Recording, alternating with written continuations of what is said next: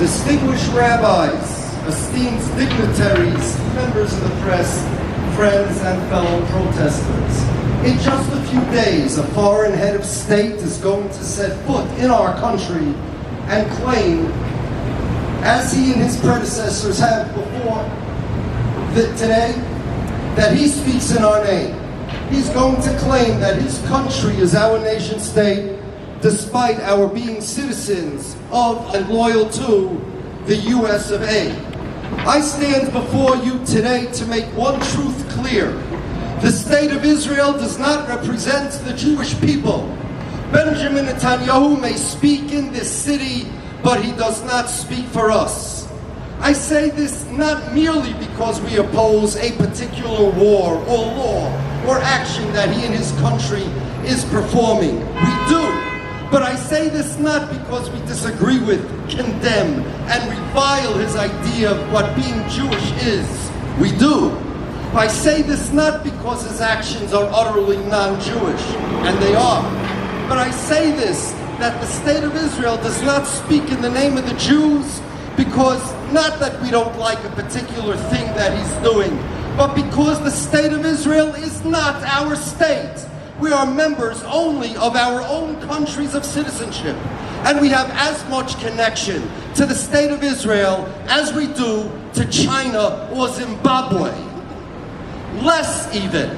China and Zimbabwe's reason for existence, at least, has nothing to do with erasing Judaism, erasing Jewish values, hijacking the Jewish faith, or stealing Jewish identity. Israel's does. Unlike political nations, the Jews were not created by a land, language, or culture. We became a people, as our religion tells us, in the desert at Mount Sinai when we accepted the Torah. We are a people. We are connected to each other only because of our religion that we accepted on Mount Sinai. That covenant with Hashem is our homeland, our constitution, and our only Jewishness. Zionism rejected this identity. Its founders looked at the Jew, the scholar, the pious, peaceful man, the Jewish man, and declared them weak and shameful. They envied the power of our own oppressors and sought to imitate them. There are various strains of Zionism, but all of them rejected the peaceful and serene nature of the Jews. Not only does Judaism abhor violence, but Jews are prohibited nowadays by religious law to wage war against any nation. But don't believe me about this. Let's let the Zionists speak for themselves. Vladimir Jabotinsky, the father of the dominant strain of Zionism today in Israel, and the man who Benjamin Netanyahu declared his mentor, openly said that the Zionist must be the opposite of the Jew. Take every character trait of a Jew, he said, and imagine its diametrical opposite. That, he said, is a Zionist. The Yid, he said, is ugly, sickly, frightened, likes to hide, and accepts submission. The Zionist is the opposite. The Zionists have always interpreted the Jewish rejection of the warrior ethos as cowardice, the desire to live peacefully among people of the nations of the world as a sickness born out of the exile. I know I'm a Zionist, this Jabotinsky said, because the Jewish people are a nasty people. Their neighbors hate it, and they are right. Nasty, weak, ugly, and scared. That's how the Zionists looked at normal people who just want to live in peace wherever they choose, study God's law, and practice their religion. Exile Jews, they call us, with an exile mentality. So they hatched a scheme to change the Jews from scholars to warriors, from the faithful to the fearsome, from striving for piety to striving for power. That scheme was Zionism. Its goal, to replace religion with nationalism, to replace the Talmud with tanks, and to change the people of the book to the people of the bomb. So they acquired a state and declared it to be the state of the Jews. They created a language and decided it's the national language of the Jews, and they made an army and said that's what defends the Jewish people. But we Jewish people have no state.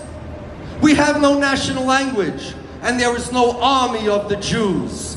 There is no Jewish nationality and no Jewish state, only a Jewish religion, and the state of Israel claiming that there is a comical delusion. The truth is that the state of Israel has as much to do with Judaism and Jewish identity as China or Korea does. The state of Israel is therefore not a normal country. It claims to be the country of a nation that does not exist. It's a pathetic falsehood, an identity theft against the Jewish people. But how did the Zionists plan to get the Jews to believe they are who the Zionists say they are? Their first Prime Minister, David Ben-Gurion, asked this question in 1951. We have a country, he said, but no nation. He knew there was no such thing as a Jewish nation.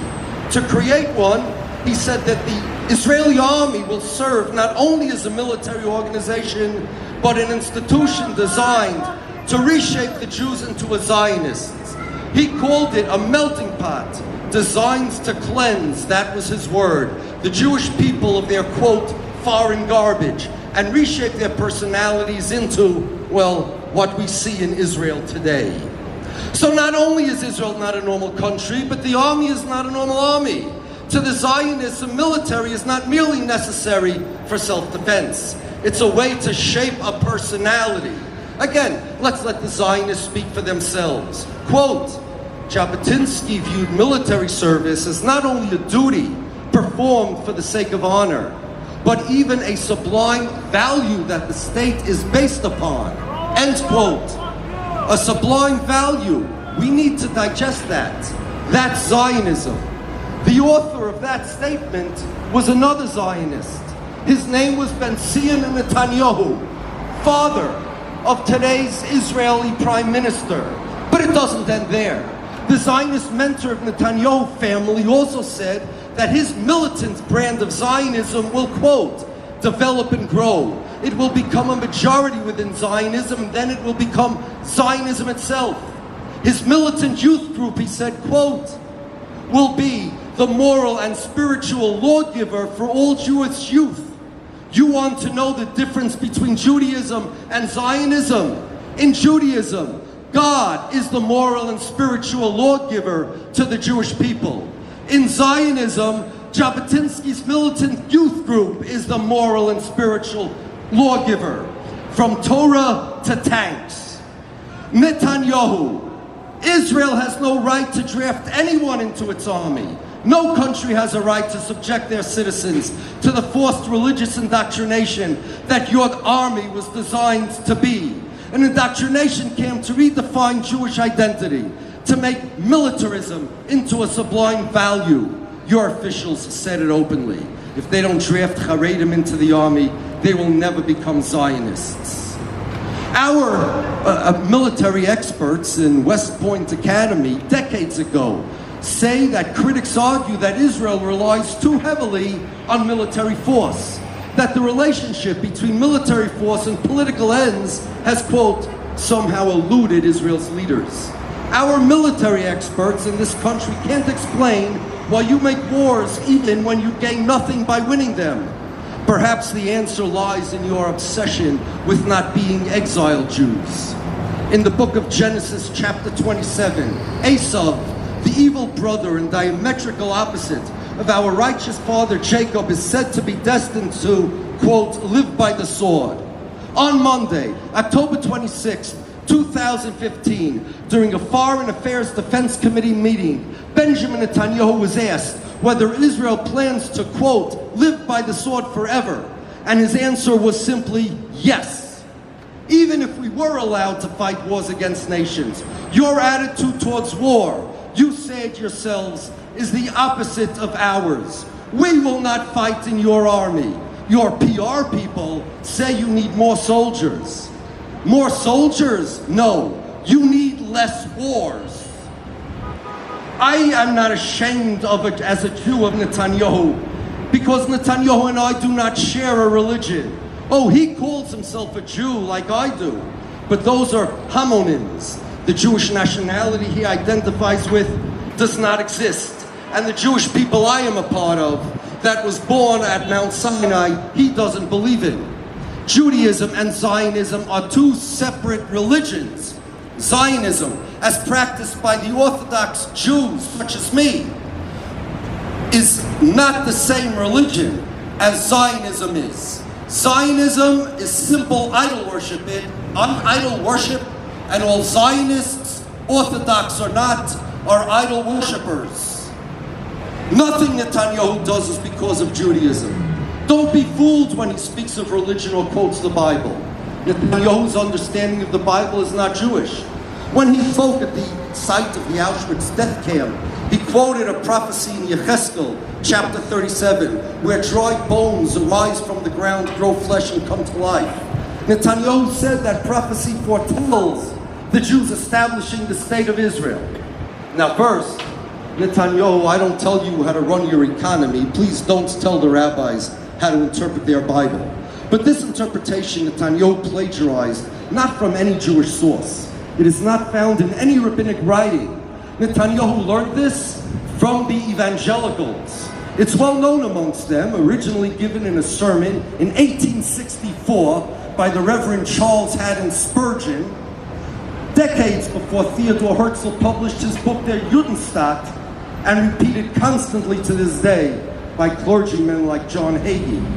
Another example, Netanyahu's interpretation, which is famous already, of the concept of Amalek is nowhere to be found in Judaism, but was interpreted the same way as Netanyahu by Puritan settlers in colonial America and Ireland. So let me be clear. I am not here to separate Judaism from Zionism. They were never the same. I am not here to distance Judaism from Zionism. They were never close. I am not here to wash our hands of Netanyahu. We never would touch him with a 10-foot pole. But Israel does claim unilaterally, falsely, and brazenly to act in our name. Netanyahu claims to speak in the name of the Jews. Israel does call itself the Jewish state and uses words and symbols that their ideology of Zionism stole from Judaism. And because of that, I am here today to say, they lie. Not because of a particular thing they do, but because the state of Israel is not the state of the Jews. It is the state of the Israelis. They have no standing to call themselves a Jewish state. Netanyahu is not even a practicing Jew. I'm here to tell you that Zionists and I, Netanyahu and I, are not the same people. There is no us. There is no we. Netanyahu is outside the tent of Klal Yisrael. You, Netanyahu, are an enemy of the Jewish religion, a traitor to the Jewish people into which you were born, and your attempts to draft Jewish boys and girls into your immoral army, into your indoctrination camp of Zionism to make them Zionists will not succeed. To Prime Minister Netanyahu and those who share his militant vision, I say, you may try to draft our sons and daughters into your institutions. You may build an apparatus to break our will. You may pursue conquest and control. But we will not trade the Torah for tanks. We will not trade the book for the bomb. We will not surrender our souls to an anti-Jewish machinery of permanent domination. We, the Jews, have endured empires and persecutions because we preserve the Torah as our homeland. That is our strength. Against tanks and empires alike, Judaism will always endure.